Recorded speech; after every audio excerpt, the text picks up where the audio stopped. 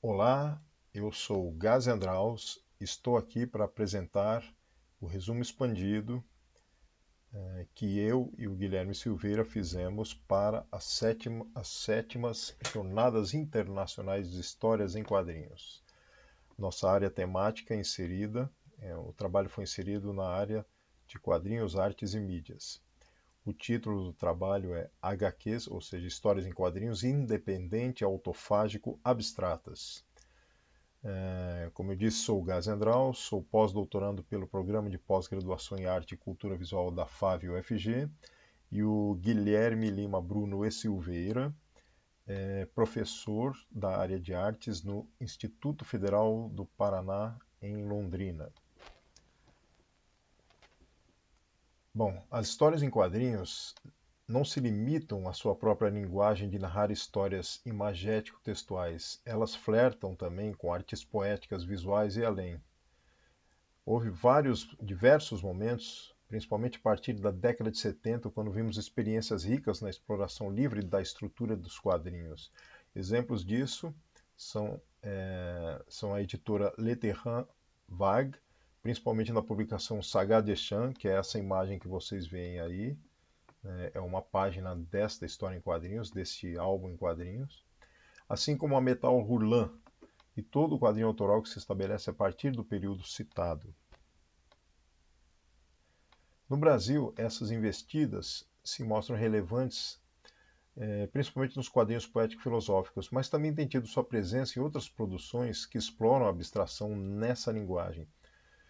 Esse artigo procura localizar a antologia Autofagia, da qual vamos falar aqui, publicada pelo selo Risco Impresso, dentro desse território da experimentação e autoralidade dos quadrinhos e como as suas páginas abordam a vanguarda dos quadrinhos e seu flerte com artes, poesia visual e o poema processo. À direita vocês veem uma imagem que é uma página era um periódico de apenas uma folha, teve vários números, dentre os quais algumas tiveram a participação do Moacir Cirne, né? Então, esse é o Balaio Incomum, que é o nome do periódico, né? Bom, experimentalismos na área quadrinística vão além da sua própria linguagem de narrar as histórias, como já foi dito, imagético-textuais, e flertam ou podem flertar com artes da poesia e das plásticas, e artes visuais e além. Esse à direita é uma página que é uma história em quadrinhos de Rubén, um espanhol. E aí a gente fica na dúvida, né? É uma história em quadrinhos, é uma pintura abstrata, mas na verdade é uma história em quadrinhos.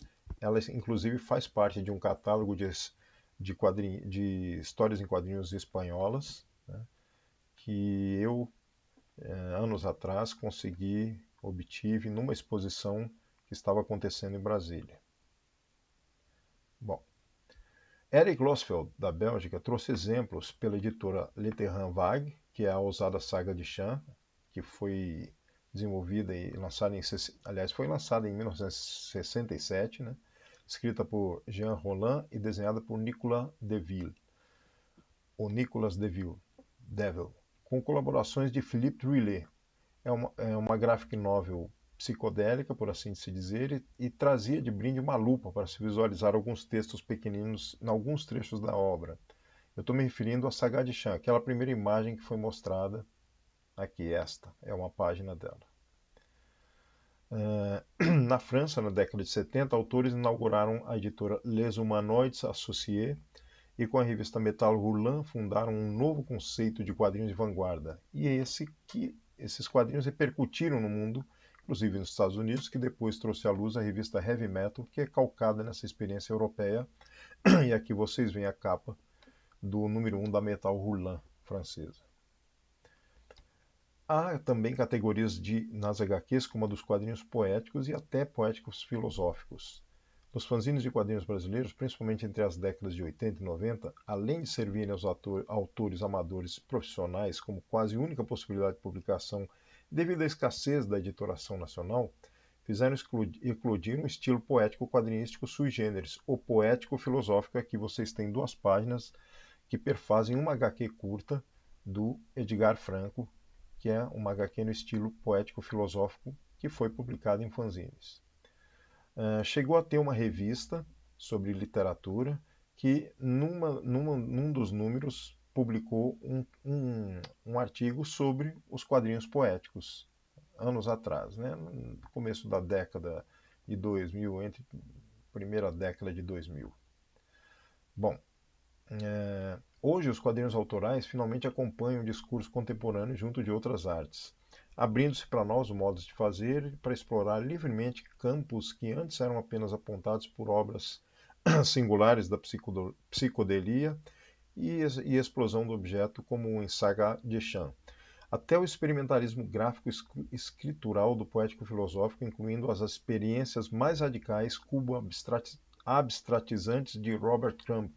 E aí vocês veem à direita, que é uma página do quadrinista Robert Crumb, né? Vocês podem ver em inglês como legenda Abstract Expressionist Ultra Supermodernist Comics, né? De 1967. Bom, como análise e comentário desse trabalho, nós colocamos aqui em pauta que no Brasil, com a afluência dos zines que fizeram surgir várias HQs curtas e de viés poético, mas também de reflexão filosófica, diferenciando-se do quadrinho poético atual em geral, indo além dos tradicionais temas que existiam e existem, como ação, terror, cotidiano, etc. Para isso, o Edgar Franco, em 1997, escreveu um artigo nesse livro Histórias em Quadrinhos no Brasil, Teoria e Prática, e listou pela primeira vez, até mesmo a primeira vez, como um artigo de um capítulo de algum livro brasileiro sobre quadrinhos, ele listou categorias de estilos de HQs nos fanzines, chegando à linha poético-filosófica nesse artigo. Aqui tem mais um exemplo, que é uma HQ que eu fiz anos atrás, e ela saiu em preto e branco, depois veio a versão colorida, mas saiu em preto e branco numa revista chamada Fêmea Feroz, em 1997, e o Jornal do Estado de Minas Gerais recebeu a revista e se espantou com essa HQ de uma página que eu havia feito, colocando como um início de algo inovador no quadrinho brasileiro, de ser poético enfim, que se revela como promissor, né? Então, até mesmo isso foi percebido por jornalistas sem que houvesse estudos ou algo mais naquela época. Bom, esse gênero poético reflexivo brasileiro ele teve certa influência do quadrinho europeu, como Casado, Millet, Moebius como exemplos, contendo essencialmente narrativas curtas e elípticas, bem como inovações na linguagem, pois se equivalia ao haikai na poesia. Era distinto dos quadrinhos tradicionais, contendo muitas vezes mensagens de reflexão existencialista e filosófica, que vocês veem capas e trechos de HQs, as 2 primeiras de Philippe Druillet, a do meio de Moebius com o roteiro de Jodorowsky e a última do Philippe Casamayor ou Casar. No Brasil, Edgar Franco, Gaz Andraus, Al Greco, Eric Saek, dentre outros, anos atrás vieram com tal estilo e posteriormente engrossaram esse movimento de HQ poético filosófico nomes mais atuais como o professor e autor Elídio dos Santos Neto, já falecido, Guilherme Silveira, Daniele Barros, Matheus Moura e Daniel Figueiredo. Aí tem algumas imagens de alguns desses autores. E alguns autores, além de pesquisadores, se tornaram também fã-editores, como o Henrique Magalhães, que chegou a publicar no seu site editora Marca de Fantasia a revista Tiritiri, que depois mudou o nome para Mandala, que seria a primeira e única revista independente ou fanzine ou até mesmo prozine que versava sobre quadrinhos poéticos, trazendo quadrinhos poéticos e alguns artigos. Mas o estilo abstrato também faz sua presença vanguardista e um recente projeto Autofagia, do selo Risco Impresso, coordenado por Visete Priscila Seidel e Guilherme Ia Silveira, se propõe como uma coletânea de quadrinhos experimentais sob o tema quadrinhos de abstração.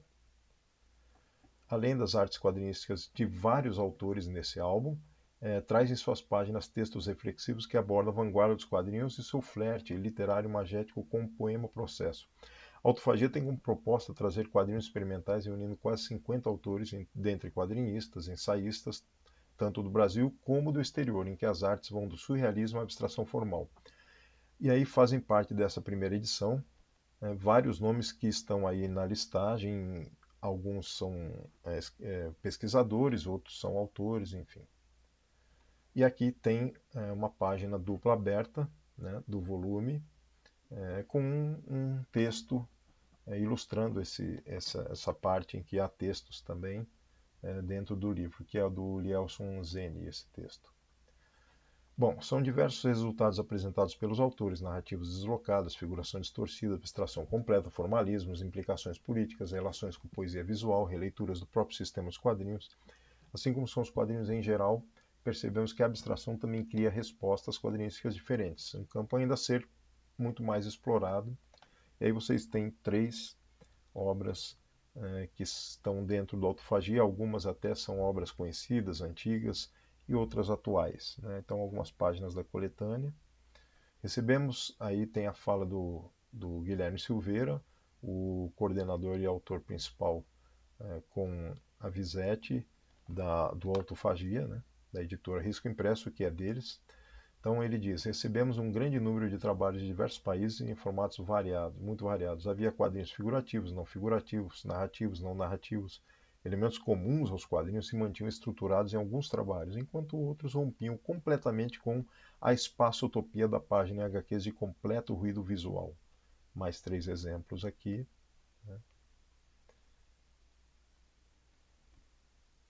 Mais outros 3 exemplos são páginas internas do álbum Autofagia. A proposta também trazia aspectos teóricos, ampliando a obra de simplesmente artística para híbrida, contendo textos e ensaios que refletem a questão desse tipo de quadrinhos experimentais, como faziam as publicações Tiritiri e Mandala, guardadas as proporções, bem como revendo autores seminais que trouxeram esses aspectos de transição de quadrinhos aos poemas, como Moacir Cirne e Álvaro de Sá. Tem um R a mais ali, é Moacir. Bom, essa imagem não está no volume, mas ela está ilustrando aqui um dos autores que foram mencionados, que é o Álvaro de Sá. Considerações finais. A Autofagia se mostra como uma publicação que procura reforçar linhas frágeis e descontínuas da nossa produção de quadrinhos experimental brasileira, desde a produção teórico-crítica, como Moacir Cirne, pensador e propositor das vanguardas na HQ e do poema Processo, até os quadrinhos poético-filosóficos surgidos dos zines e que se expandem hoje também para álbuns e experimentações criativas com diferentes objetos. HQ-trônicas, HQ expandidas, experimentações modelagem 3D, sonorizações, HQ-furismos e outros. Ou mesmo de também novos desdobramentos da HQ experimental, como o caso da antologia Baiacu, foi lançada em 2016, que tem a capa dela e alguma imagem a mais, e as próprias resenhas que foram lançadas ficam em dúvida de onde ela se encaixaria no mercado nacional de quadrinhos. Obviamente, eles precisam ver melhor essa questão da poética, dos quadrinhos poéticos, que talvez eles ainda desconheçam. Eu estou me referindo aos resenhistas, né? Mas é interessante ver que eles também percebem diferenciais nesses quadrinhos. Proposta da Autofagia da selo Risco Impresso, criado pertencente a Guilherme Silveira, Visete e Seidel, se coloca como experimentação ao vislumbrar várias questões como presença internacional quanto a essa tendência ainda relativamente recente, reforço da presença da abstração na produção nacional, variedade da produção e a potência da abstração dos quadrinhos. Né? Nesse sentido, a Autofagia é uma relevante contribuição no âmbito das publicações brasileiras, vindo a reforçar esse território rico em potência e ainda pouco divulgado, que é o dos quadrinhos experimentais, como se verifica na obra, na obra citada, né, que é a Autofagia, e suas páginas com várias HQs, desde poéticas às mais abstratas e experimentais. Como aqui tem mais algumas ilustrações que foram retiradas do Instagram e da editora Risco Impresso e que são páginas, mostram páginas internas do álbum Autofagia. Bom, aqui temos algumas referências as referências que foram utilizadas, né? E eu, Gazendraus Guilherme Silveira, agradecemos a audiência de vocês. Olá, meu nome é Bruno da Cunha Brixner, sou graduando em Artes Visuais, bacharelado pela Universidade Federal de Pelotas, a UFPEL, e a minha pesquisa tem como título Território como Potência Criativa, Aproximações entre Poéticas Visuais e Quadrinhos.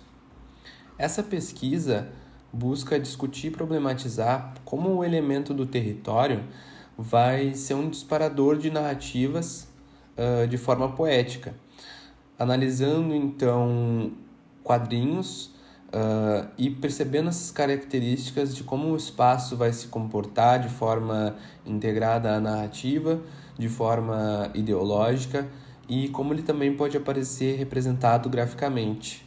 A análise vai se debruçar sobre as percepções e expressões pessoais de cada um desses artistas e apresentar o processo criativo desenvolvido por cada um deles.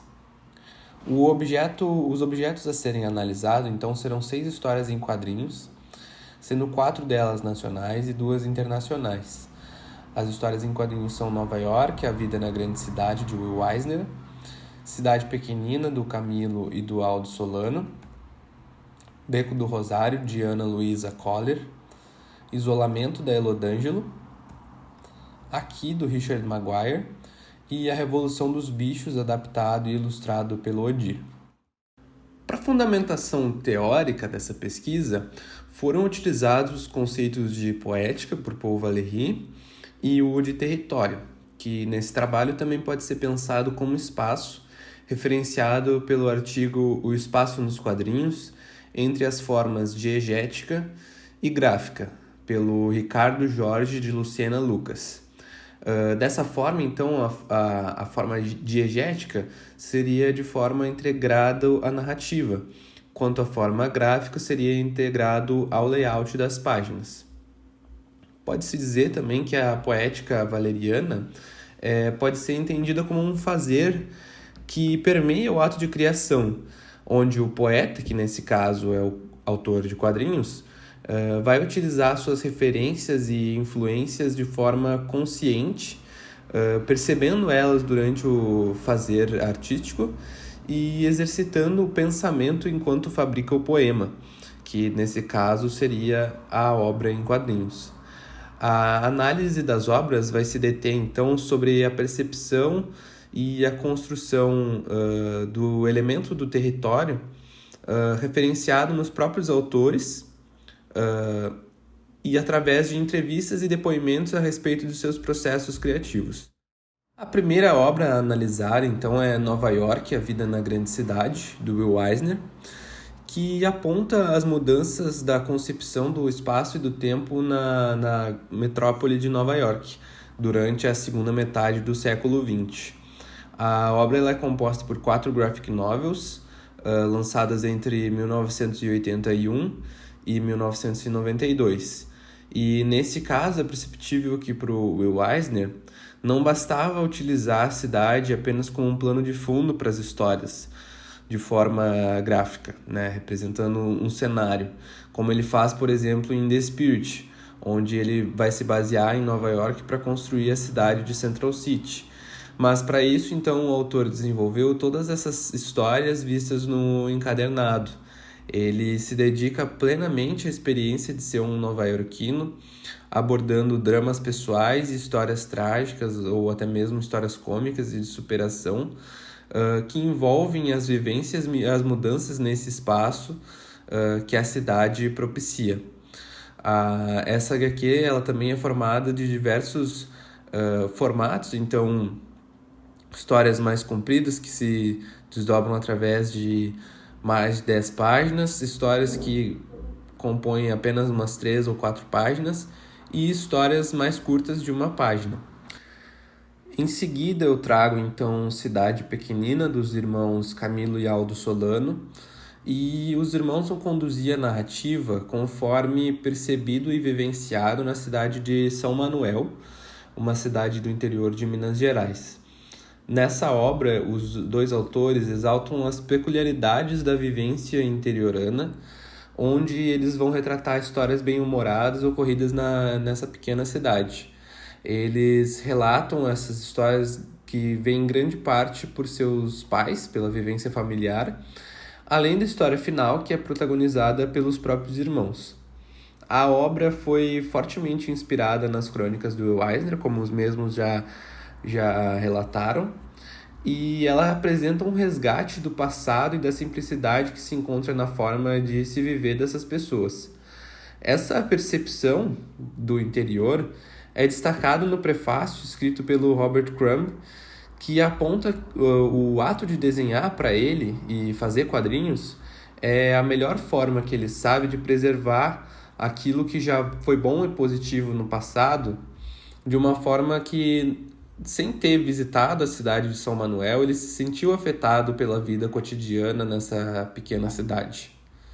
Na HQ Beco do Rosário, a Ana Luísa Koller resgata as memórias de um lugar que não existe mais, um beco na cidade de Porto Alegre, que foi demolido para construir uma avenida mais espaçosa. Para isso, a autora realizou uma grande pesquisa extremamente minuciosa através de diversos acervos, buscando reconstruir então a arquitetura, e não só a arquitetura, como também a aura de um espaço que já não existe mais, que se deu por conta do processo de modernização de Porto Alegre na década de 1920. Através dessa pesquisa, a autora buscou algumas respostas para desvendar como que a Porto Alegre de 1920 se tornou essa que nós conhecemos agora em 2023. Para isso, ela buscou responder algumas perguntas como era essa Porto Alegre, que não se parece tanto com a de hoje, quem viveu as mudanças que foram realizadas durante o século XX, e através dessa reconstrução histórica nós podemos perceber então aspectos que ainda hoje permeiam os centros urbanos do Brasil, estabelecendo relações entre um tempo que já é distante, mas que ainda se semelha muito ao tempo atual. E em 2021, a Elo D'Angelo produziu a HQ Isolamento e construiu toda a sua história através de uma perspectiva invariável, em que todas as páginas seguem o mesmo ponto fixo, e nós observamos então o prédio, a frente ao prédio onde ela mora, de forma que o prédio vai se tornar o protagonista da obra. Através das páginas, a quadrinista vai construir 12 narrativas em 12 janelas, que podemos experienciar tanto simultaneamente, lendo todas as janelas a cada página, ou até mesmo escolhendo apenas uma das janelas do prédio para ler durante algumas páginas. Essas histórias ainda vão se cruzar e desencadear outros acontecimentos com o andar da narrativa. A produção e a narrativa de Isolamento se deu durante o isolamento social causado pela pandemia de Covid-19. E nessa situação, a autora utilizou uma visão cotidiana imposta pela pandemia para produzir esse registro de um período que foi muito sombrio, mas que também foi coletivo. E na obra ela vai considerar esses momentos de afeto, de amor e de humor que ela vai observar através dessa janela, vendo o prédio à sua frente. Já em Aqui, o Richard Maguire propõe ao leitor experienciar transformações ocorridas em um local específico, muito similar a Elo, que vai escolher essa perspectiva única, mas para isso o Richard Maguire vai escolher o canto de uma sala. E nesse canto, nesse local específico, ele vai acumular diversas narrativas que vão se misturar através do tempo. Ele escolhe esse canto, mas através dos quadros, ele vai criar pequenos quadros que se misturam com quadros maiores, e que nós vamos diferenciar então a passagem de tempo através de paletas de cores, através de personagens que são recorrentes e até mesmo de uma pequena legendinha que ele vai pôr da data em que cada situação ocorreu, mas que através da leitura vai se acostumando a essa variação da paleta de cores e a associação com cada tempo correspondente de cada situação. Essa narrativa vai acontecer muitas vezes de forma não linear e vai misturar acontecimentos com grande espaçamento de décadas, de séculos e até mesmo de milênios em uma mesma página. Por fim, eu trago então uma breve análise da adaptação para quadrinhos de A Revolução dos Bichos, originalmente publicada por George Orwell, que é um livro muito clássico, assim como 1984, e a sua adaptação em quadrinhos foi feita pelo pelotense Odir. Pelotas é uma cidade no Rio Grande do Sul, muito similar em termos de clima com o clima inglês, com o clima nublado e com o clima frio. E nessa obra clássica, então, o George Orwell retrata uma revolução organizada pelos animais de uma pequena fazenda na Inglaterra, mas que nos quadrinhos as influências da cultura do sul do Brasil, da cultura gaúcha, são muito marcantes nas páginas através da marcação do amplo horizonte típico do Pampa gaúcho, que estabelece um ritmo próprio para a narrativa. Na obra em quadrinhos, o Odir vai utilizar a tinta acrílica de uma forma que ele cria texturas e visualidades muito próprias da pintura tradicional nesse seu trabalho, de forma que as experiências imagéticas desse quadrinho se tornam muito semelhantes às presentes na cultura gaúcha, de forma que andam junto, então, o trabalho de quadrinhos e o trabalho de pintura do Odir.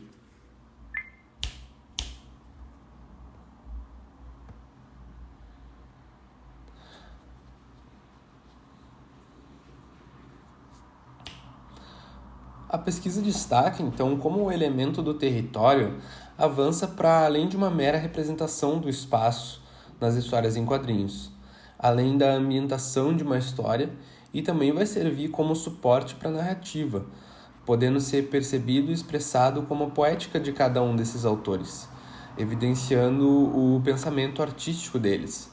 A reflexão em torno dos processos criativos é fundamental para entender as afinidades e construções autorais de cada um.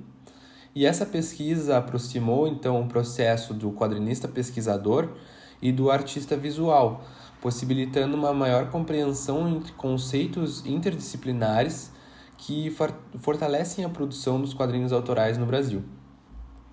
Aqui, então, deixo as minhas referências. Muito obrigado. Boa tarde a todos da 7ª Jornada Internacional de História em Quadrinhos. Meu nome é Lucas de Araújo Nóbrega. Junto com o professor Alberto Ricardo Pessoa, eu vou apresentar o trabalho Ângela tem uma dívida, processo de criações de uma história em quadrinhos independentes. Assim eu vou apresentar e darei sequência.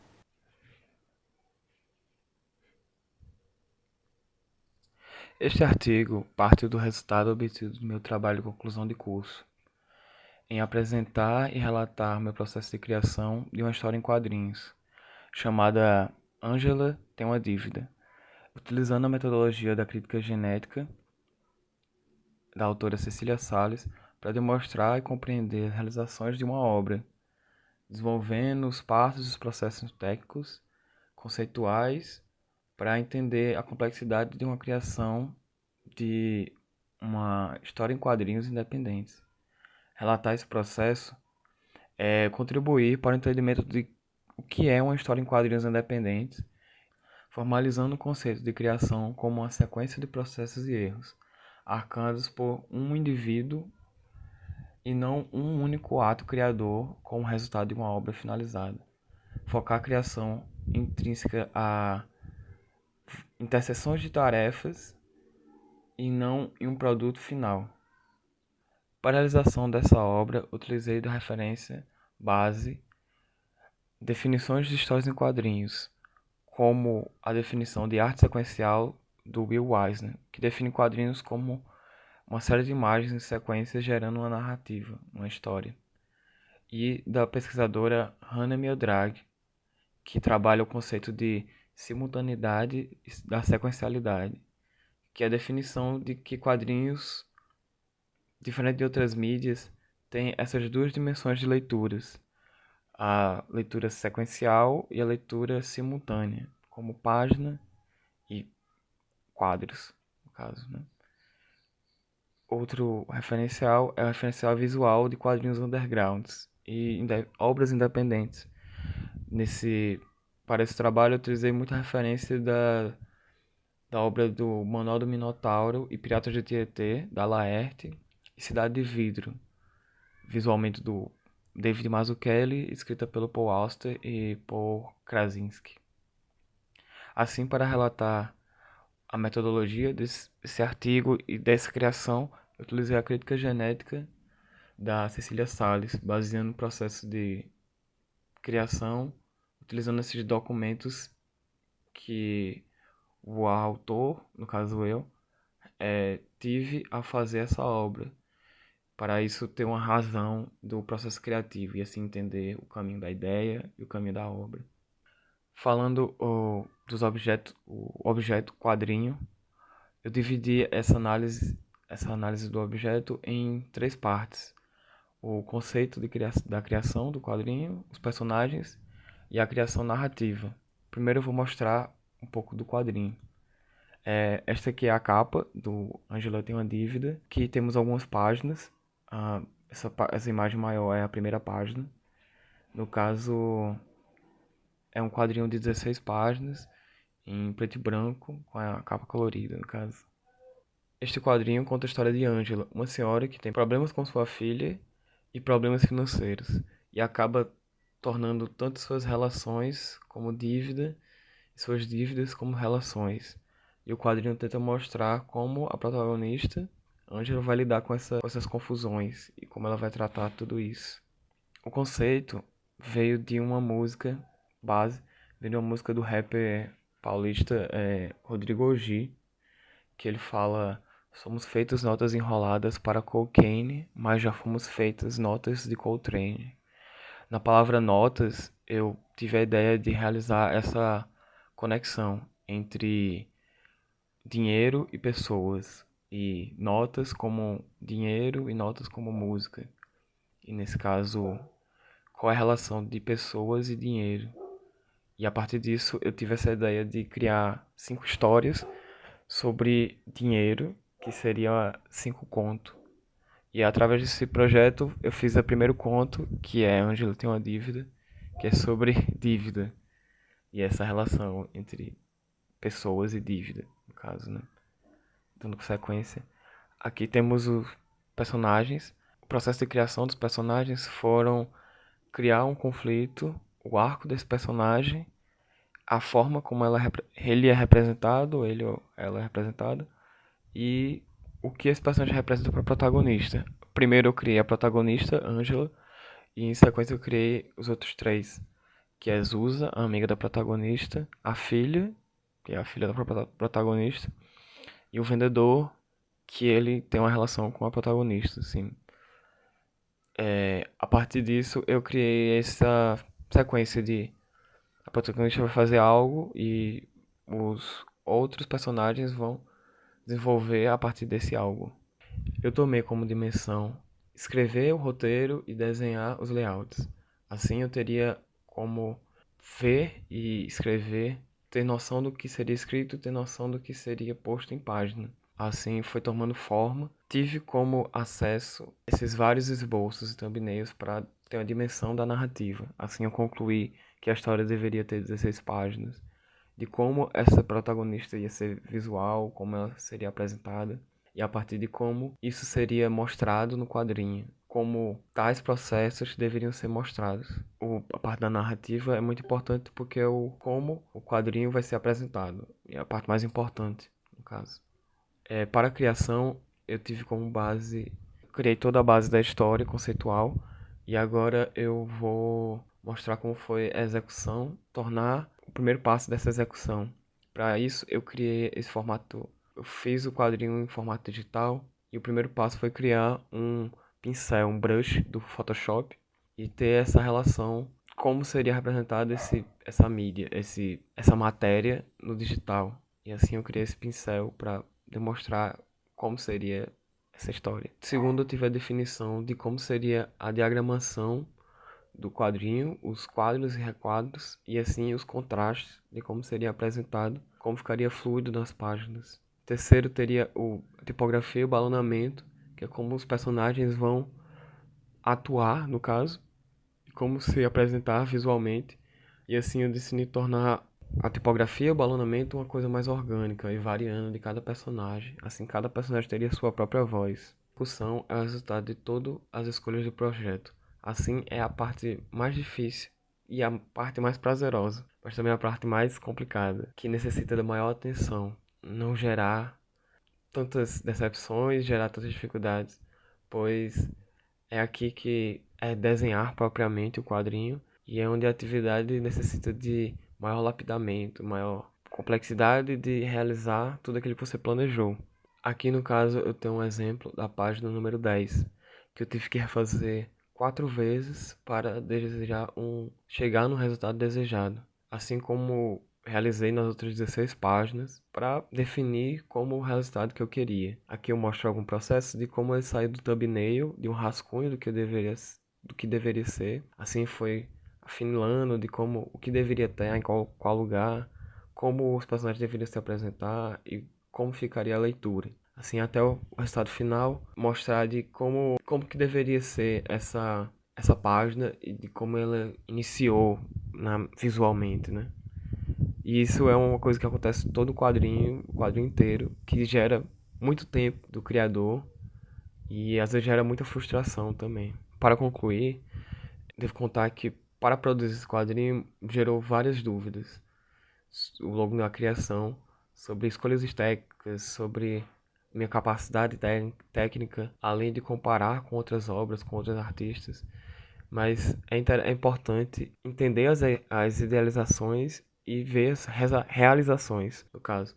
É mais importante aceitar como a obra é e entender que essa obra é sua e você conseguiu criar ela sozinho, no caso.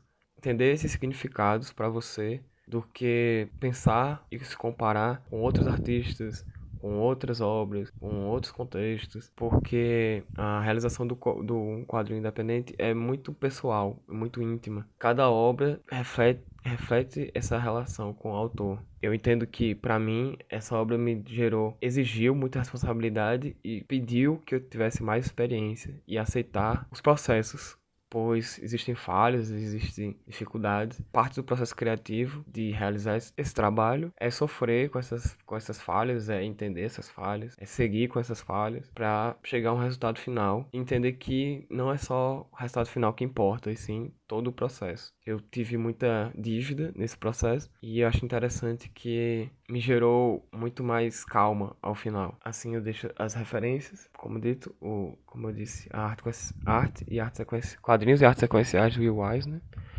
Comics in Language, da Hannah Miodrag, Crítica Genética, da Cecília Almeida Salles, os quadrinhos que me baseou visualmente, como Manual do Minotauro e Cidade de Vidro, e a música que me deu conceitos do Rodrigo G, chama Deixe-me. É isso, muito obrigado. Bom congresso a todos. Boas jornadas a todos. Olá a todos, todas e todes. Eu sou o Leonardo Rodrigues. Eu sou mestrando pelo programa de pós-graduação em Estética e História da Arte, o PGEA, na Universidade de São Paulo, e tenho pesquisa sobre a presença de artistas negros nos quadrinhos brasileiros. O trabalho que eu apresento aqui hoje se chama O Deselar da Memória Negra nos Quadrinhos Brasileiros. O principal objetivo desse trabalho é de discutir e refletir sobre como algumas histórias em quadrinhos que têm abordado tópicos e pontos da história negra no Brasil, vem trabalhado com a discussão de memória negra, sobre como algumas histórias têm abordado pontos e questões e camadas e desdobramentos que se relacionam com a memória negra no Brasil, que é um tópico extremamente sensível e que vem sido debatido em diversas áreas do conhecimento, tanto na história, nas artes, nas ciências sociais, na educação e tantos outros campos mais. Então, para começar essa discussão, eu acho importante trazer essa ideia do título de desvelar, né? De tirar o véu dessa memória. E por que tirar o véu dessa memória? Se a gente voltar um pouco, a gente identifica que a história do negro no Brasil, ela se inicia com um processo de violação histórica, né? De desumanização, em que milhares de sujeitos do continente africano foram simplesmente sequestrados, violados, violentados, desumanizados completamente, no processo de escravização. Então, a história negra no Brasil nasce desse processo. E a partir desse processo extremamente violento, toda a história do negro se pauta em algum nível, em uma resistência em todos os campos de suas existências, né? Então, considerando que esses sujeitos de diversos países, diferentes culturas, foram simplesmente misturados, separados de suas famílias, confundidos, sofreram e sofrem, né? A população negra segue sofrendo com diversas políticas de apagamento da sua história, da sua importância, das suas memórias do país, da sua contribuição enquanto sujeitos que também povoaram e construíram esse país. Essas memórias negras seguem como parte desse processo de resistência, né? A luta para que essas memórias não se esvaneçam, não sejam completamente apagadas, né? Mas que sejam preservadas para que a gente possa construir um futuro. E esses processos de apagamento, de diminuição da importância e da presença negra, também se refletem na arte, né? Se refletiram em todos os campos da sociabilidade e da existência no país, e o campo da arte é um deles, né? Então, a própria historiografia da arte, em muitos momentos, negligenciou e ainda negligencia a presença, a contribuição, a relevância e o valor de produções de artistas negros e que também tratem de questões relacionadas às vivências dessas pessoas, dessas populações. Então, sejam obras que tratem de questões de religiosidades de matrizes africanas ou de expressões culturais extremamente ligadas à história dessa população no país, nem sempre obras que tratam desses tópicos recebem o mesmo olhar que obras que tratem de temáticas ditas brancas, coloniais, né? No texto Quilombismo, do Abdias Nascimento, que foi essa importante figura negra na história do país, na política, nas artes, na construção do pensamento social e crítico brasileiro, ele destaca a urgência sobre se preservar e se lutar contra o apagamento da memória negra, né? Que, segundo ele, abre aspas, tem sido agredida sistematicamente pela estrutura de poder e dominação há quase 500 anos. Semelhante fato tem acontecido com a memória do negro africano, vítima, quando não de graves distorções, da mais crassa negação do seu passado histórico. Então, nesse contexto de luta para não se perder as memórias, para não se deixar esquecer da sua própria história, muitos artistas vêm trabalhando, principalmente dentro do contexto de arte afro-brasileira, o tópico da memória negra nas suas obras, nas mais diversas frentes e maneiras de expressão de arte brasileira. E essas abordagens da memória negra são também encontradas em produções de histórias em quadrinhos. Considerando toda a complexidade e as relações que esse tópico da memória negra no Brasil constrói, especificamente no campo da arte, que é o campo que a gente está discutindo aqui, é possível pensar então essa memória negra como um grande mosaico. Um mosaico que está em constante pesquisa, em constante construção, em constante revisita, e muitas histórias em quadrinhos têm contribuído na construção desse mosaico, né? Muitas histórias têm trazido pontos é, de diferentes formas, que eu vou falar um pouco mais a seguir, que têm contribuído na construção, então, no desvelar dessas memórias negras no país. Então, aprofundando no campo das histórias em quadrinhos, a partir de uma pesquisa empírica, eu identifiquei algumas obras em quadrinhos que vão abordar aspectos da memória negra no Brasil. E a partir da leitura desses quadrinhos, eu observei e identifiquei quatro abordagens principais de memória negra em quadrinhos. Então, obras que vão tratar de questões biográficas, narrativas históricas, obras que vão discutir a relação étnica, de identidade racial com o ocupar a cidade, e quadrinhos que vão falar da memória negra a partir das expressões culturais constitutivas da história do negro no Brasil. Na abordagem biográfica, eu trago o quadrinho Carolina, da Silene Barbosa e do João Pinheiro, que foi lançado em 2017. E esse quadrinho é sobre a história da Maria Carolina de Jesus, que foi essa grande escritora negra brasileira, né? Mas que teve uma vida repleta de dificuldades, preconceitos, passou fome e diversas outras mazelas. E mesmo quando ela conseguiu se fazer conhecida, né, com o livro Quarto de Despejo, que foi que se tornou um dos mais vendidos do país, foi publicado fora do Brasil, em mais de 10 idiomas. Ainda assim, ela seguiu relegada ao local social considerado correto para uma mulher negra vinda da favela, pobre. Então, mesmo conquistando o mundo com seu trabalho, a Maria Carolina de Jesus ficou no esquecimento, morreu esquecida.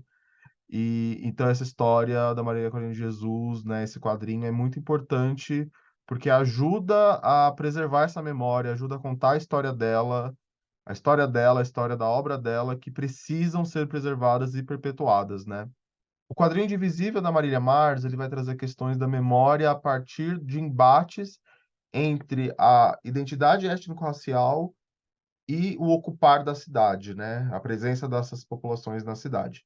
Então, esse quadrinho vai se debruçar sobre o bairro da Liberdade, que fica aqui no centro da cidade de São Paulo, e é um bairro conhecido e divulgado como um bairro tipicamente, entre aspas, oriental, leste asiático, japonês, chinês ou coreano, né?